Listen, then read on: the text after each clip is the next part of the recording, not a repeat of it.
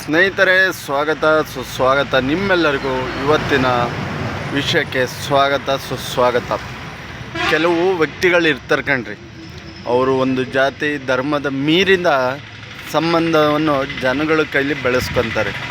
ಅವರು ಯಾವುದೇ ಜಾತಿ ಆಗಿರಲಿ, ಹಿಂದೂ ಆಗಿರಲಿ, ಮುಸ್ಲಿಮ್ ಆಗಿ ಮತ್ತೊಬ್ಬ ಆಗಿರಲಿ.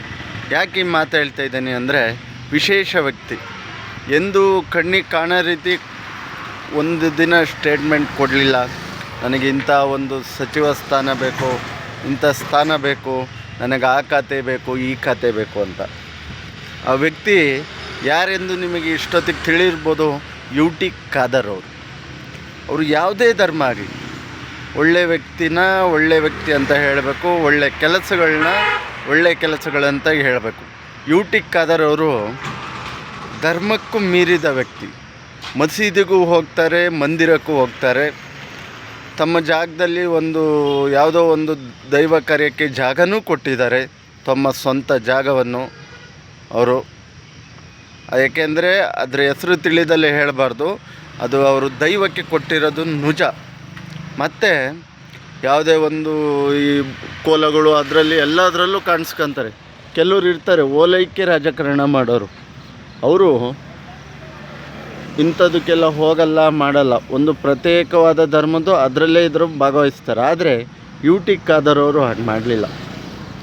ಅವರು ಎಲ್ಲ ಧರ್ಮಕ್ಕೆ ಸರಿ ಸಮನಾಗಿ, ಹಿಂದೂ ಆಗಲಿ ಮುಸ್ಲಿಮ್ ಆಗಲಿ ಆ ಥರ ರಾಜಕಾರಣ ಮಾಡಲಿಲ್ಲ ಅಂತ ಕಾಣುತ್ತೆ. ಎಲ್ಲ ಧರ್ಮಕ್ಕೂ ಅವರು ಮಂದಿರಕ್ಕೂ ಹೋಗ್ತಾರೆ, ಮಸೀದಕ್ಕೂ ಹೋಗ್ತಾರೆ. ಅವರ ಗೌರವ ಕೊಟ್ಟು ರಾಜಕಾರಣ ಮಾಡ್ಕೊಬಂದು ವಿದ್ಯಾವಂತರು ಕಣ್ರಿ. ಅದಕ್ಕೆ ಯಾವಾಗಲೂ ವಿದ್ಯಾವಂತರನ್ನ ಆಯ್ಕೆ ಮಾಡಬೇಕು ಅಂತ ಹೇಳೋದು. ಅಂದರೆ ಈ ಕಾರಣಕ್ಕೋಸ್ಕರ. ಮತ್ತೊಂದು ವಿಷಯ, ಅವರು ಆ ಖಾತೆ ಈ ಖಾತೆ ಬೇಕು ಅಂತ ಕೇಳಲಿಲ್ಲ. ಅವರಿಗೆ ಸಚಿವ ಸ್ಥಾನ ಅವರು ಮಂಗಳೂರು ಸೈಡು ಗೆಲ್ಲಕ್ಕೆ ಕೊಟ್ಟರು, ಮತ್ತೊಂದಕ್ಕೆ ಕೊಟ್ಟರು, ಅದು ಸೆಕೆಂಡ್ರಿ. ಆದರೆ ಅವ್ರು ಮಾಡಿರೋ ಕಾರ್ಯ ಶ್ಲಾಘನೀಯ. ಸಿಕ್ಕಿದ ತಕ್ಷಣ ಅವರು ಹೋಗಿ ಫಸ್ಟ್ ಆನ್ ದ ಸ್ಪಾಟ್ ಆಸ್ಪತ್ರೆಗೆ ಹೋಗಿ ನಮ್ಮ ಕೆಲಸನ ಶುರು ಮಾಡಿದ್ದಾರೆ. ನಾವು ಜನಗಳ ಸೇವಕರು, ಜನಸೇವಕರು, ಜನಗಳು ಮತ ಹಾಕಿ ನಮ್ಮನ್ನು ಸೇವೆಗೋಸ್ಕರ ಕಳಿಸಿರೋದು ಅನ್ನೋದನ್ನ ಸಾಬೀತು ಮಾಡಿದ್ದಾರೆ.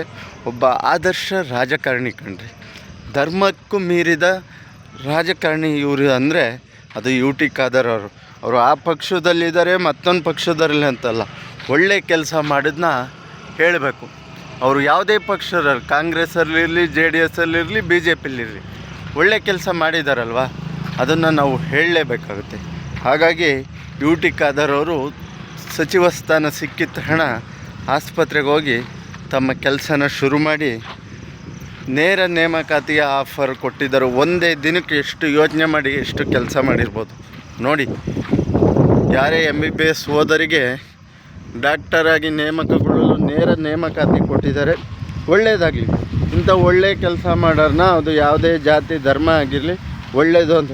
ಕೆಟ್ಟದ್ದು ಮಾಡಿದರೆ ತೊಟ್ಟಿ ಮುಂದೆ ಬಂದು ಹೇಳಬೇಕು. ಅದೇ ಪತ್ರಿಕಾ ಮಾಧ್ಯಮ, ಅದೇ ಯೂಟ್ಯೂಬ್ ಚಾನಲ್ಗಳು ಯಾವುದೋ ಒಂದು ಲೈಕ್ಸು, ವ್ಯೂಸು, ಕಮೆಂಟು, ಸಬ್ಸ್ಕ್ರೈಬ್ ಬರಲಿ ಅಂಥೇಳಿ ಇನ್ನೊಬ್ಬರನ್ನು ಸುಮ್ಮನೆ ಹೊಗಳೋದು, ಸುಮ್ಮನೆ ತೆಗಳೋದು ಮಾಡಬಾರ್ದು.